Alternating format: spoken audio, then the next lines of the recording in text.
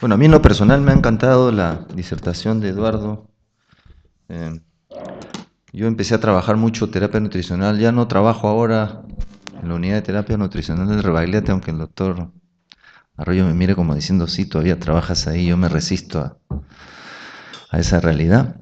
Y he pasado yo épocas desde cuando era residente y mis asistentes decían el clásico open and close, porque abríamos un paciente con una trombosis intestinal bien importante y era muy difícil sacar adelante estos pacientes hasta los periodos y procesos en los cuales empezábamos a resecar a los pacientes en la expectativa de rescatarlos y que pudieran de alguna manera compensarse a posteriori. Y ver una serie de conceptos, cómo se van mejorando y los resultados también bastante buenos. No sé si el auditorio quiere de pronto empezar con alguna pregunta para Eduardo. Doctor Ortega. Sí, también yo creo que la charla ha sido muy interesante. Eh, para efectos prácticos, Eduardo, cuando hablamos de intestino corto, has mencionado 1,80 m, después has mencionado 1,20 m, o sea, para efectos prácticos. Esa es una pregunta. La otra pregunta es, ¿cuán importante es la presencia o no del colon? Y la tercera que quiero hacer es, cuando la mayoría de estos pacientes, por lo menos en la experiencia que tenemos en el hospital, es que nos los mandan de otros sitios. Y a veces no nos dicen realmente la cantidad de segmentos que queda del intestino. ¿Cómo evaluamos eso? ¿Cómo medimos? Tratamos de llegar a la cantidad de intestino que nos queda. Ya le agradezco la pregunta.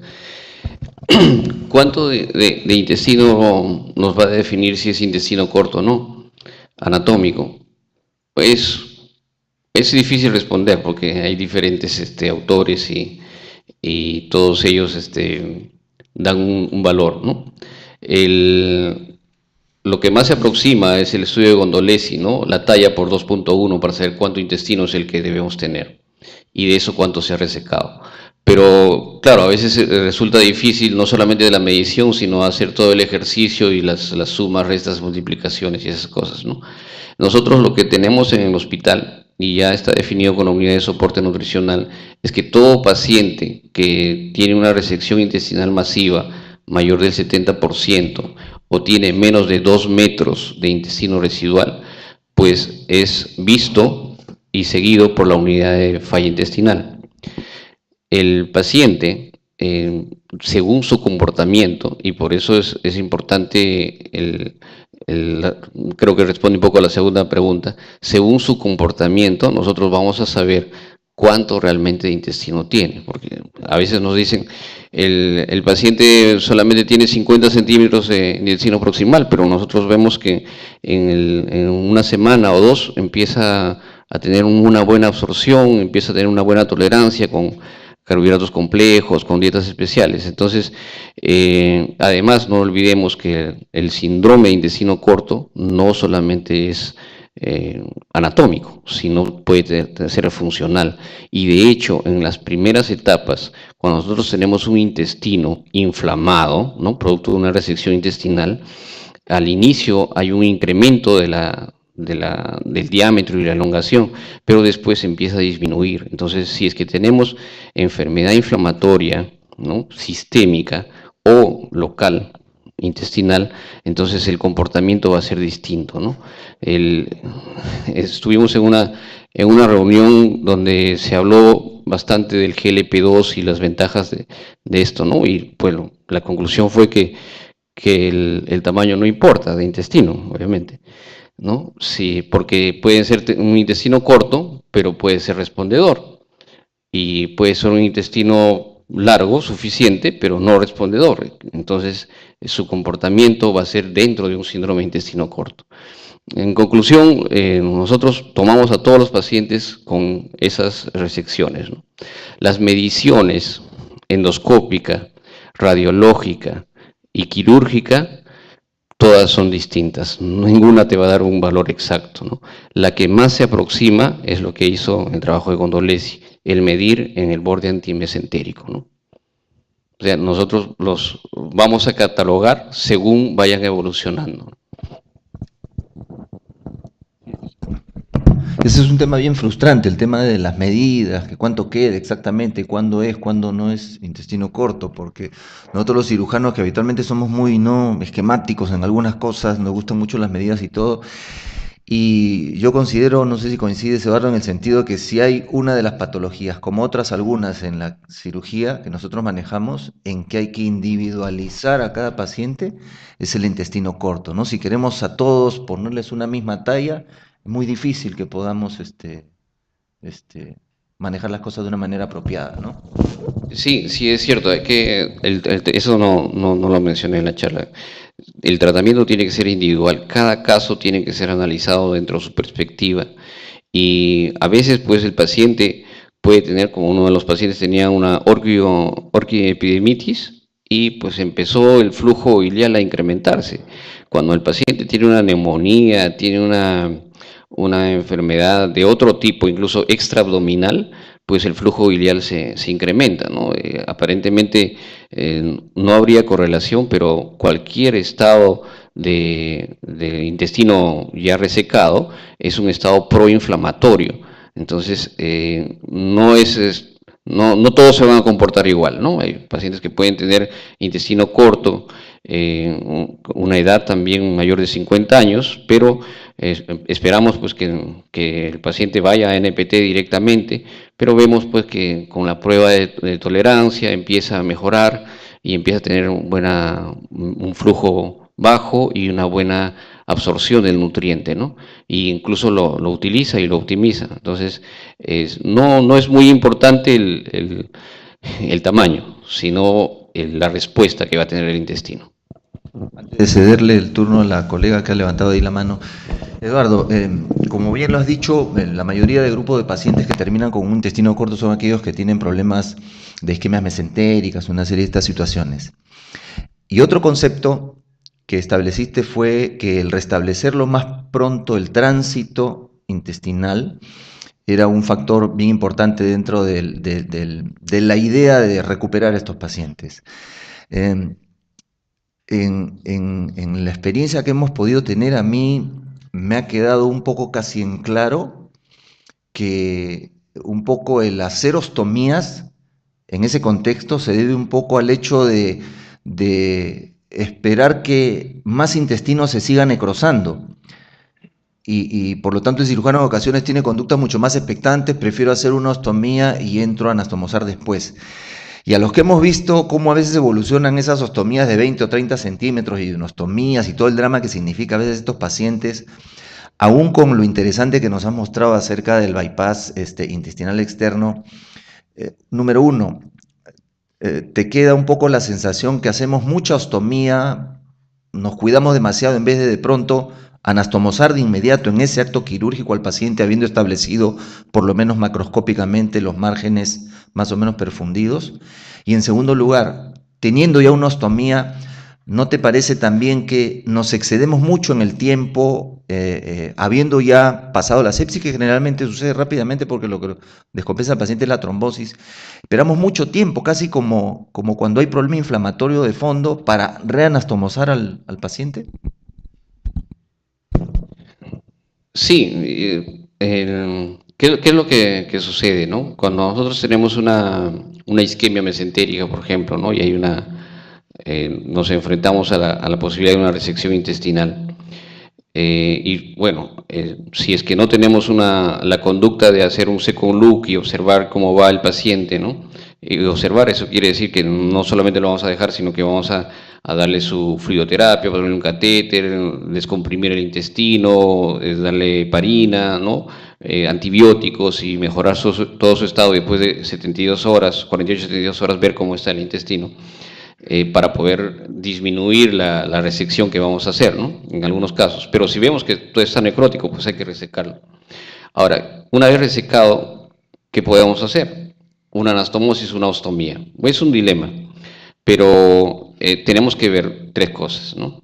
Tenemos que ver el paciente en todo su entorno, ¿no? Las comorbilidades, la edad, la causa probable, porque no tenemos ahora todavía causa siempre vemos un isquemia intestinal y pueden ser muchas causas, ¿no? O incluso una enfermedad inflamatoria puede comportarse como una isquémica, ¿no? Zonas isquémicas, no sabe realmente. Dos, tenemos que ver el terreno, ¿no? Si es que ha tenido peritonitis, si es que el cultivo de la secreción es positiva. Y tercero, el intestino, ¿no? ¿Cómo está ese intestino? Si ese intestino va a poder serse anastomosado. Hemos tenido casos, ¿no?, en los cuales pues ha sido favorable las tres cosas, ¿no? Aparentemente el paciente está bien perfundido, ¿no? Hacemos la anastomosis. ¿Qué sucede?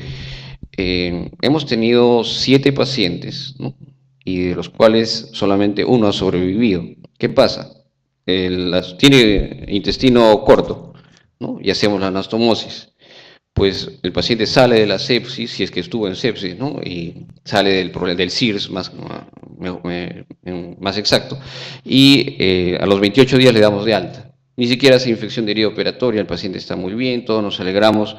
Si no seguimos ese paciente se va a desnutrir. Y de hecho, eso es lo que pasa con nuestros pacientes. De 7 pacientes, uno sobrevivió. ¿Por qué? Porque hay reingresos en el lapso de 6 a 12 meses. Aquí no hay seguimiento telefónico, ni mucho menos. Entonces el paciente regresa a emergencia con una infección urinaria, con una neumonía, y lo perdemos. ¿Qué ha pasado con el paciente? Se ha ido desnutriendo. Y peor aún si es que el paciente tenía un problema de malabsorción o una enfermedad inflamatoria no tratada.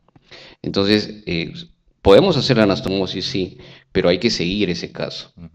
Lo que estamos haciendo en el hospital ahora es hacer el second look, hacer una resección segmentaria, hacer la anastomosis e instalarle una sonda nasoyeyunal. Lo que hace Gondolesi en Argentina es ponerle una gastrostomía. Nosotros todavía ponemos la sonda nasoyeyunal y seguimos más o menos 3 semanas para que el paciente entre a rehabilitación intestinal, y cuando el paciente ha salido ya y tenemos parámetros de una tendencia de crecimiento de soporte nutricional con una respuesta adecuada, recién sale de alta, ¿no? Si tenemos que hacer ostomía, pues está bien, igual, haces la ostomía, vas a tener la ventaja de tener el intestino y tener cómo estudiar ese intestino, ¿no? El anastomosarlo pronto no, va a depender mucho del estado nutricional en el que llegue, ¿no?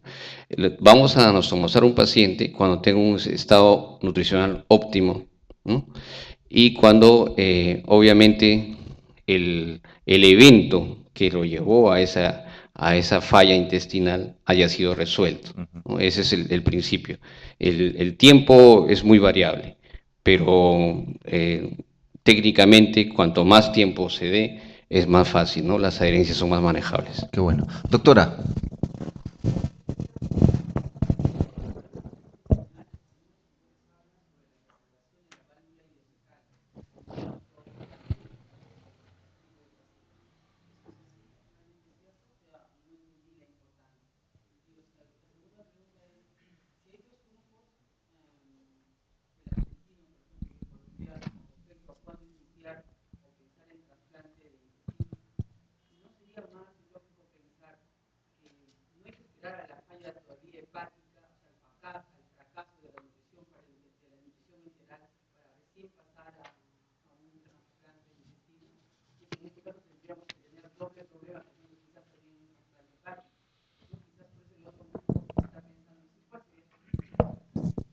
Sí, mire, lo de la válvula sí es claro. La válvula ileocecal debe preservarse, ¿no? A veces nosotros decimos, bueno, queda 5 centímetros, ¿no?, o queda 2 centímetros de ilio, no vas a hacer la anastomosis ahí, llévalo al colon, ¿no? Pero no, se puede hacer incluso anastomosis, y lo hemos visto en Bogotá, anastomosis a la válvula ileocecal, ¿no? La válvula ileocecal es muy importante porque no solamente va a incrementar la presión intraluminal, que es importantísimo para que el intestino se rehabilite, se dilate y haya cierta presión, sino también va a disminuir el sobrecrecimiento bacteriano, ¿no? Nosotros hemos tenido pacientes que han venido con una anastomosis y ayuno colónica y han muerto por sobrecrecimiento bacteriano, ¿no? Entonces, eso hay que tenerlo bien en cuenta, ¿no? La válvula ileocecal es muy importante para el pronóstico del paciente y también para saber qué hacer. Respecto a a las diferencias que hay en cuanto en qué momento hacer trasplante intestinal, el doctor Gondolesi tiene la siguiente respuesta respecto a eso, ¿no? Porque él es estricto en esto de los criterios para trasplantar y no lo hace antes, ¿no? ¿Por qué? Porque el trasplante intestinal, ¿no? A pesar de todos los avances que han habido y los cambios, ¿no? Porque antes se morían casi todos, pero no se morían por rechazo, sino se morían porque les daba mucha inmunosupresión, ¿no? Entonces, en Latinoamérica se moría de tuberculosis, ¿no? De micosis, de sepsis, y antes de que rechazo de intestino. Eso ya se cambió, ahora se utilizan pocos inmunosupresores, ¿no? Pero sí son muy estrictos en el control de infección, ¿no? Eso sí es muy llamativo de parte de esos grupos. Sin embargo, él dice pues que a pesar de todos esos avances, ¿no? La mortalidad por trasplante intestinal es alta, ¿no? En algunos medios incluso llega hasta casi el 50%. Y esa mortalidad se va, y la sobrevida obviamente va disminuyendo a los 5 y a los 10 años. Entonces él dice, si nosotros le damos nutrición parenteral domiciliaria, ciclada, ¿no? Bien llevada, y el paciente puede vivir 10, 15, 20 años con esta nutrición parenteral y pues finalmente llega a trasplante, pues va a tener otros 5 a 10 años de sobrevida. En cambio, si nosotros le hacemos el trasplante de inmediato, pues solamente estamos corriendo con los 5 o 10 años que le ofrece el trasplante, ¿no? No sé si me dejo entender. Entonces son, como él dice, años de sobrevida ganado, ¿no? Por otro lado, obviamente es mucho más difícil y mucho más complejo, ¿no? Manejar un paciente que tienes que hacer un trasplante combinado de intestino y de hígado, ¿no? Tienen sus diferencias y cada uno pues tiene un ámbito de acción, pero los resultados, la verdad es que el doctor Gondolesi tiene muchos más casos que el doctor Guzmán, ¿no? Ambos tienen muy buena background, una buena capacitación y tienen excelentes grupos de trabajo. Sin embargo, pues hay que darle crédito a quien más casos tiene y mejores resultados, ¿no? La preocupación de la doctora es válida, ¿no? Porque yo recuerdo un caso que tuvimos nosotros en el hospital y que se estableció una junta, una especie de comité para definir si el paciente iba o no. Era un muchacho joven que haciendo su paseo en su moto acuática no vio una red, una cuerda que había, se amputó la mesentérica y bueno, se quedó creo con 20 centímetros de yeyuno, si mal no recuerdo, si no menos. Y una de las personas que se oponía a que vaya a trasplantarse de inmediato, eh, planteó las cosas algo así como, no, todavía que haga su trombosis y que entre en falla hepática. Entonces, plantea las cosas así, suena medio, ¿no? Está dentro de la preocupación de la colega, pero no deja de ser cierto, pues efectivamente lo que ha dicho Eduardo, ¿no? Que muchas veces se prefiere tener un manejo mucho más contemplativo en ese sentido. Pero por otro lado también, sí, que vaya NPT cíclica a su casa y con lo que resta a veces en calidad de vida una NPT de eso hace que en ocasiones uno más bien opte por actitudes de pronto un poco más radicales. Es un tema bien interesante de afrontar a veces. Adolfo. Quería hacer un comentario. Bueno, en realidad el tema es muy interesante y es interesante el momento en que el intestino no mide igual en cada persona, porque el intestino mide, según algunos autores, entre 3 metros y medio y 7 y medio, ¿no? Y yo le apuesto, al que tiene 3 metros y medio absorbe mejor el que tiene 7 metros de repente. Entonces tenemos un montón de variables en donde jugar, ¿no? Yo he hecho bastante cirugía bariátrica, cuando hacíamos muchos switch duodенales, hemos hecho nosotros la nutrición, ¿no? Y he visto en gente que tenía problemas para hasta uno de uña, se puede imaginar. He visto a esa gente, después de 10 años, que tiene 30 kilos más de peso. O sea, de los 140 que pesaban, llegaron a 60 kilos, pero ahora están en 90 kilos. Y quieren que nuevamente se lo que someten Ujú. a cirugía de obesidad. Sí. A lo que voy es que tiene una fase de adaptación. A manera de anécdota contaré un caso cuando recién bueno, era asistente joven y llegó una paciente de Hyundai que era auxiliar de enfermería. Entonces me asusté porque la vi con traqueotomía, tenía un catéter central que recién se ponía en esa época. Le habían hecho, bueno, según un informe en la manada tenía una trombosis mesentérica. Yo vi una ileostomía y una ileostomía. Entonces lo primero que se me ocurrió, estaba leyendo un libro de intestino corto, menos mal. Entonces voy a tomar el intestino, pero la tomosé pues a los 4 o 5 días de operar. Menos mal que quedó la tomosis y la paciente estuvo efectivamente como un mes y medio. En esa época todavía no había omeprazol, a punta de ralitina y así todo tenía el vómito blanquecino que tiene el paciente, ¿no? La paciente con el paso del tiempo llegó a ser gorda y le hicimos una dermolipectomía. Interesante. Esa es la... Qué bueno.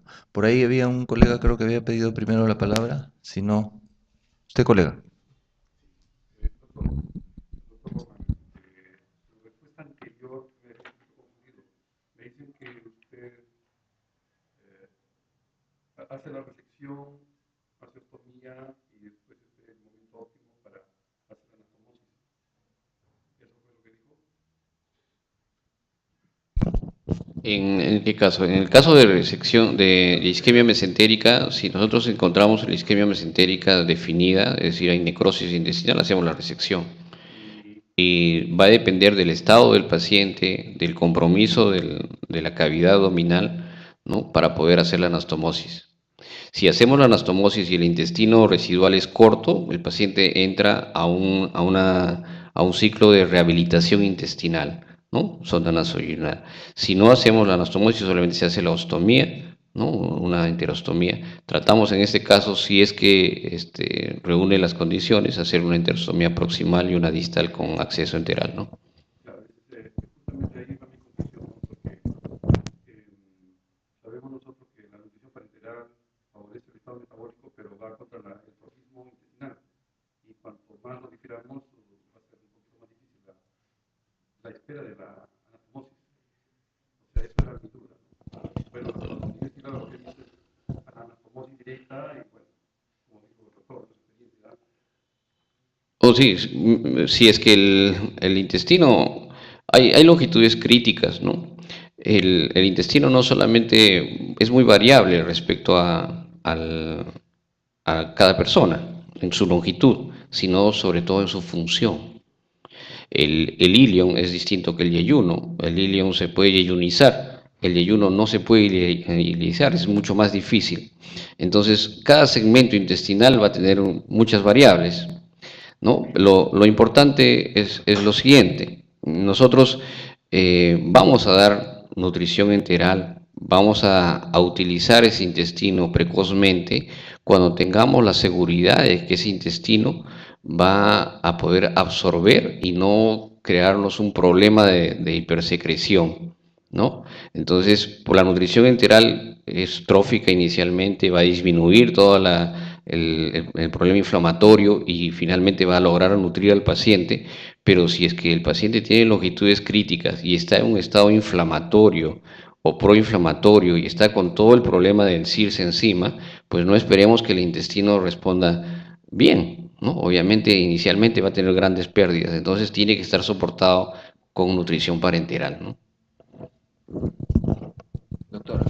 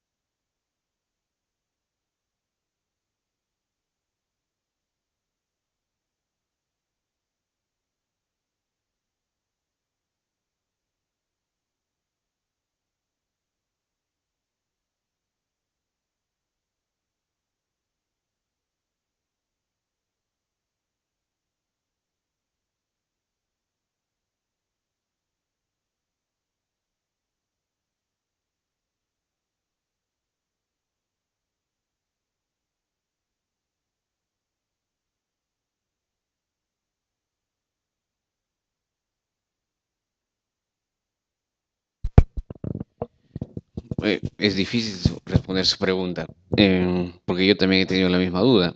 ¿Y qué es lo que sucede? ¿Cuándo anastomosar un paciente? ¿Cuándo llevarlo a una restitución autóloga?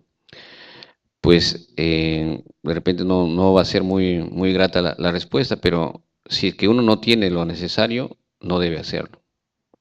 Y lo necesario no es solamente lo necesario en el paciente, sino en su logística en el hospital. Lamentablemente es así, porque si nosotros cambiamos las cosas y pues nos aventuramos a hacer una anastomosis, eh, pues las probabilidades, y en medicina es probabilidades de que esta fracase van a ser altas, ¿no? Y obviamente lo que le estamos dando al paciente es un camino trágico, ¿no? Ya tiene una mortalidad elevada, una mortalidad elevada por solo el hecho y el diagnóstico de tener el síndrome de intestino corto.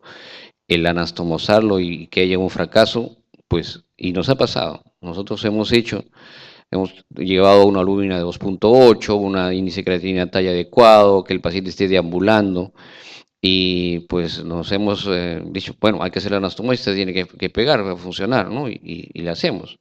Si es que el paciente tiene una filtración, pues las pocas reservas que le llevaron al punto de quiebre de poder hacer la anastomosis, ya no va a tener más, o sea, ya tiene una deuda, ¿no? Entonces, él no te va a responder como otro paciente, ¿no? Y finalmente, pues los hemos perdido, ¿no? Un fracaso en una restitución autóloga de tránsito es una altísima mortalidad. Entonces, bueno, ¿qué hacer? Pues hay que remitirlo, ¿no? Hay que remitirlo. Si el paciente no recibe lo que debe, pues no es nuestras manos las que van a solucionar el problema, ¿no? Sí. Claro, un poco lo que entiendo es que si el paciente tiene un intestino súper crítico, no tiene mucho sentido tampoco anastomosarlo porque sé que no va a tener una buena expectativa. Si es que mi prurito y mi preocupación, por decirlo en mejores términos, es tratar de que coman más rápido o en todo caso hacer nutrición enteral más tempranamente. En un paciente que de pronto va a tener un intestino que a priori nosotros sabemos no se va a rehabilitar, ¿no? Sí, es algo que aquí con la doctora Acosta tenemos nuestras diferencias, ¿no? En ese sentido, para mí, cuando las longitudes son críticas, pues el paciente va a NPT, ¿no? Si en ese interín, con el NPT de soporte nutricional de base, el paciente puede tener una fisiología y va restaurando la fisiología intestinal, pues ok, a mixta. Pero no al revés. No un paciente que está inflamado, con intestino corto, probémosle la oral, probémosles unos complejos, una soyayunal. Entonces, eso no me parece muy bien, porque el paciente podemos perderlo. Y lo otro, eh, bueno, vamos a hacer una yejunostomía por no poner una sonda nasoyeyunal. Mejor consigamos la zona nasoyeyunal, ¿no? Porque el paciente va a tener un procedimiento quirúrgico que no está lejos de complicaciones. O le vamos a hacer una yejunostomía y le vamos a poner una Foley por no ponerle un catéter para yejunostomía. Entonces, yo creo que la medicina ha avanzado lo suficiente como para poder darnos los instrumentos y las herramientas de gestión para adquirir esos insumos o material médico y darle lo que el paciente debe recibir, lo ideal, ¿no? No vamos a solucionar médicamente un problema administrativo. Y eso ¿quién va a ser el que va a pagar todo eso? El paciente. Doctor, ahí atrás.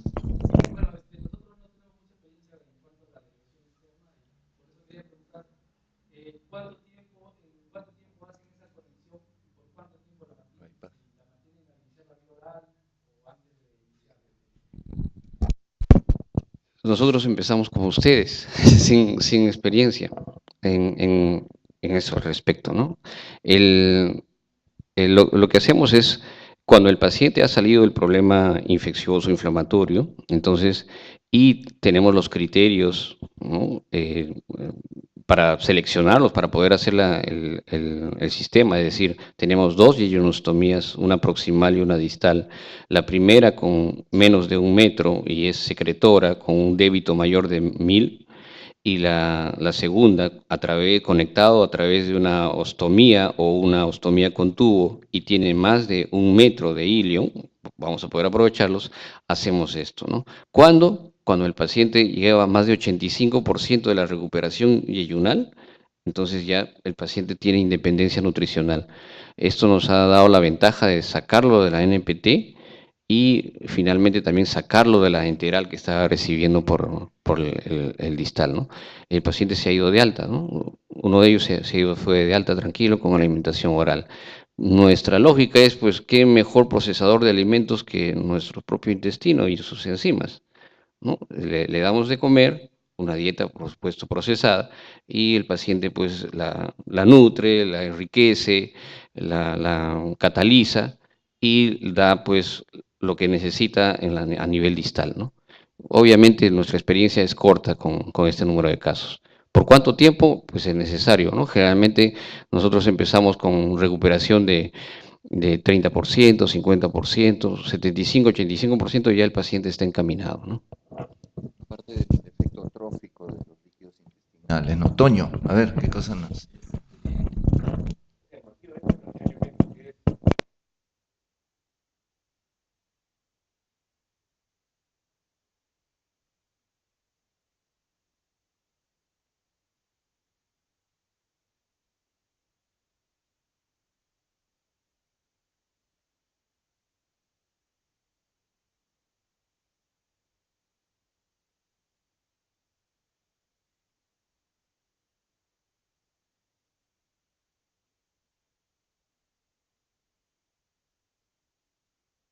El gastroenterólogo. ¿Por qué? Porque todo va a depender, porque no te comenté, de la albúmina, ¿no? O sea, la albúmina es un parámetro de pronóstico, ¿no es cierto? Pero porque tú, a pesar que le des un buen tratamiento, de repente la albúmina no sube. Entonces la pregunta es, y a veces el cirujano quiere que aumentar la albúmina, si no, no lo opera, ¿no? O sea, ¿cuál es el plan? El plan es que este paciente, si quieren hacer una anastomosis, el cirujano es el que va a decidir el momento adecuado. Pero la albúmina no es un parámetro, es difícil. Y también va a depender de cuál es la causa. ¿Cuál es la causa de ese intestino negro puro? ¿No? ¿Es un trauma que he tenido? ¿Es una herida de bala? ¿Es una enfermedad inflamatoria? Entonces, para eso necesitamos el manejo del gastroenterólogo. O sea, apenas ingresa el paciente, endoscopía, biopsia de esófago, biopsia de estómago, colonoscopía, ver el tamaño del intestino al toque. Hay que ver el tamaño. Como dice el doctor, y muchas veces en la cirugía el cirujano dice hay 20 centímetros. Y cuando entra el gastroenterólogo por la enterostomía, encuentra que son 10 centímetros del ángulo 3. Pero en el acto quirúrgico había 40. Entonces el intestino juega. El plan es trabajar a ese intestino, ¿no? El plan es armar un equipo inmenso donde hay gran cantidad de pacientes. La terapia que entra al CIS, ahora que está de moda el CIS, ¿no? La albúmina no es un parámetro. El cirujano es el que decide el momento adecuado porque lo conoce, es su paciente, ¿no es cierto? Él es el que decide el momento. Y el Hipólito Nájera tiene su unidad de soporte nutricional, pero pienso que es un inicio de lo que es una unidad de falla intestinal. Porque el paciente, porque el plan es que no entre a trasplante. El plan es que no entre a trasplante. Pues ya hemos visto que la mayoría se mueve. Es por eso que espero. Cuando entra a trasplante, nosotros tuvimos hace un mes un paciente que iba a entrar a trasplante. Pero se postergó porque este paciente comenzó a infectarse la herida, hacía trombosis, ya no había zonas donde poner catéter. Claro. La trombosis es un parámetro para trasplante. Sepsis por catéter también. 3 sepsis por catéter entra al trasplante, definitivamente. ¿Ese paciente perdió? Sí. Toño, para quienes no lo conocen, es intensivista del Almenara, trabaja en la unidad de terapia nutricional y ha sido presidente de la Asociación Peruana de Terapia Nutricional y se está coordinando con él el tema de los cursos de nutrición en los que la sociedad está también bastante interesada y se va a involucrar. Colegas, creo que ya haciendo la hora avanzada, una última cosita muy, muy rapidita, Adolfo. Sí, es sobre la dificultad de que para medir, que lo acaba de decir Toño, en realidad para uno mide y cada uno mide diferente. Porque claro, pues estamos midiendo algo que no es rígido. Estamos midiendo algo que se puede estirar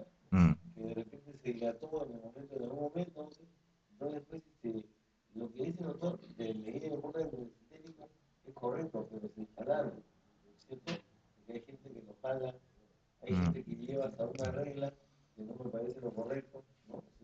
Yo lo que personalmente hago en el mío de los dedos es que estos tiene 6 centímetros y voy tomando orden sintético y de esa forma voy midiendo, ¿no? Entonces, ese es mi estilo, ¿no? Pero lo que dice el doctor es bien difícil. Bien. ¿Cuánto mide y qué hora?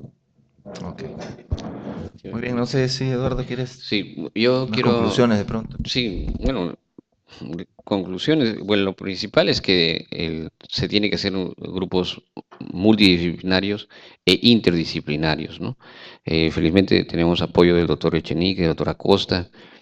También estamos ya coordinando con el trasplantólogo, tenemos gastroenterólogo y hay que interesarse en el tema. Es un tema muy apasionante para algunos de nosotros y que pues tiene muy buenos resultados si es que se hace de manera organizada y con un seguimiento, ¿no? Y quiero agradecer que la sociedad haya tomado este tema para esta presentación. A nombre de la sociedad te hacemos entrega de tu respectiva certificación, Eduardo. Gracias por tu colaboración como siempre.